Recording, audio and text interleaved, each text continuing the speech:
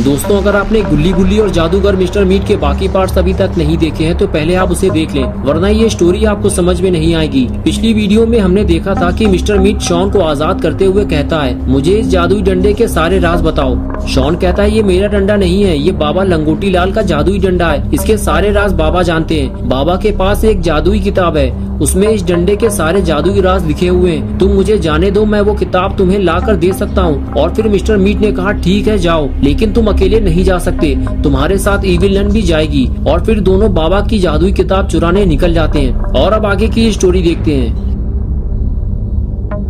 Shawn की सारी planning तो उल्टी पड़ गई। शॉन ने सोचा था कि मिस्टर मीट उसे जाने देगा और फिर वो यहाँ से भाग जाएगा, लेकिन मिस्टर मीट ने तो उसके साथ इविल नन को भेज दिया और अब वो भाग भी नहीं सकता।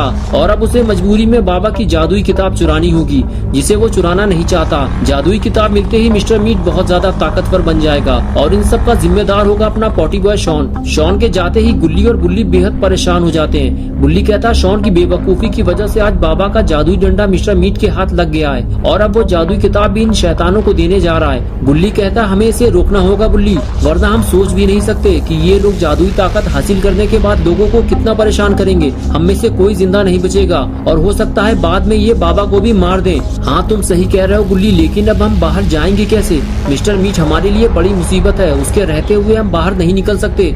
वो देखो बुल्ली, मिस्टर मीट ने जादुई डंडा उस टेबल पर रख दिया, लगता है वो कहीं जा रहा है। अरे नहीं, वो कुछ ढूंढ रहा है, हमें उसके जाने का इंतजार करना होगा। एक बार जादुई डंडा मेरे हाथ लग जाए बस, उसके बाद देखना मैं इन लोगों का क्या हाल करता हूँ। इन लोगों ने बहुत आतंक मचा रखा है। और फिर गुल्ली और बुल्ली मौके का इंतजार करने लगते हैं और तभी मिस्टर मीट कुछ ढूंढते हुए वहाँ से जाने लगता है। गुल्ली और बुल्ली को बस इसी पल का इंतजार था। बुल्ली कहता है, तुम यहीं रुको गुल्ली, मैं जाता हूँ। और फिर बुल्ली धीरे धीरे आगे बढ़ने लगता है, लेकिन डर के मारे बुल्ली का दिल जोर जोर से धड़क रहा था। अगर मिस्टर मीट वापस आ गया तो क्या होगा? बुल्ली कभी इधर देखता और कभी उधर, उसे एक एक कदम बढ़ाने में डर महसूस हो रहा था। तभी गुल्ली फुसफुसाते हुए कहता है, बुल्ली वापस आ जाओ, लगता है वो आ रहा है। तभी मिस्टर मीट वहाँ आ जाता है। गुल्ली ये देखते ही समझ जाता है कि बुल्ली फंस चुका है।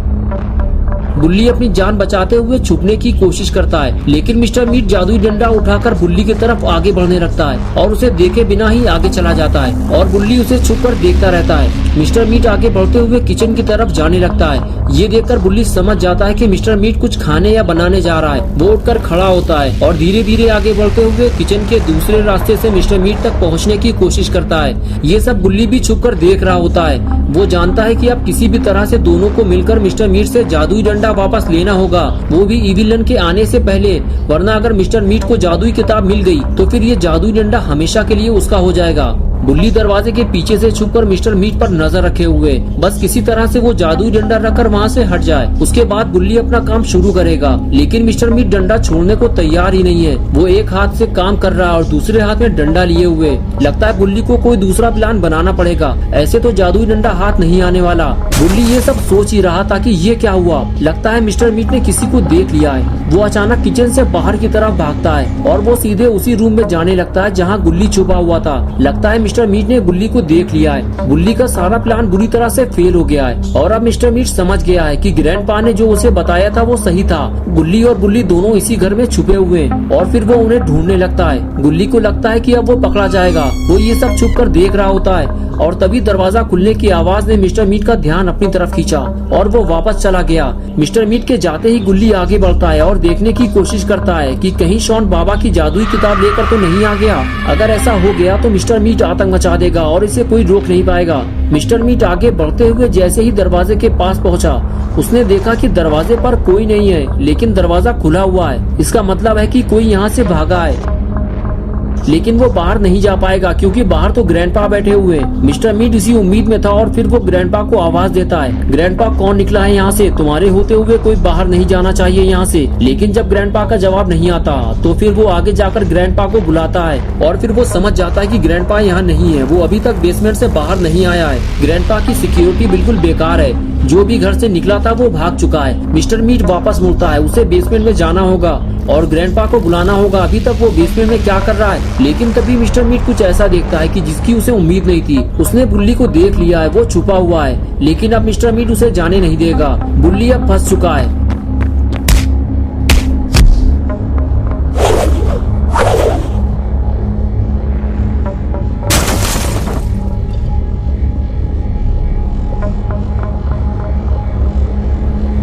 बहुत चालाक समझता है तू अपने आप को। अब तू और तेरा भाई कोई जिंदा नहीं बचेगा।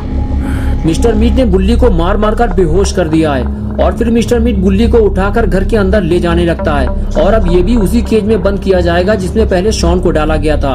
जैसे ही मिस्टर मीट गुल्ली को लेकर घर के अंदर आया, गुल्ली ने उसे देख लिया। गुल्ली को इस हाल में देखकर गुल्ली को एक जोर का झटका लगा।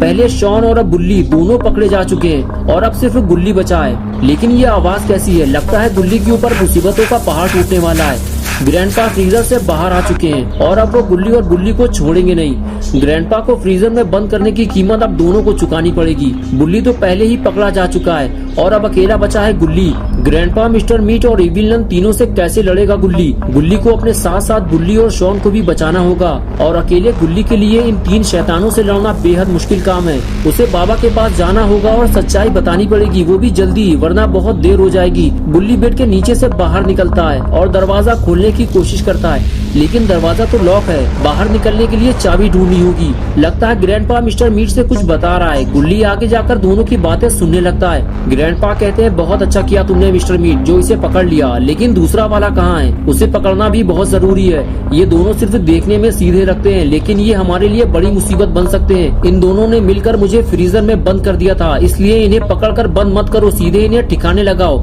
वरना ये आगे चलकर तुम्हारे लिए बड़ी मुसीबत बन सकते हैं। मिस्टर मीट बोला, तुम ठीक कह रहे हो ग्रैंडपा, मैं इन लोगों को नई रेसिपी और सूप बनाने में इस्तेमाल करूंगा। काफी मोटे ताजे हैं ये, अच्छी कमाई होगी इनसे।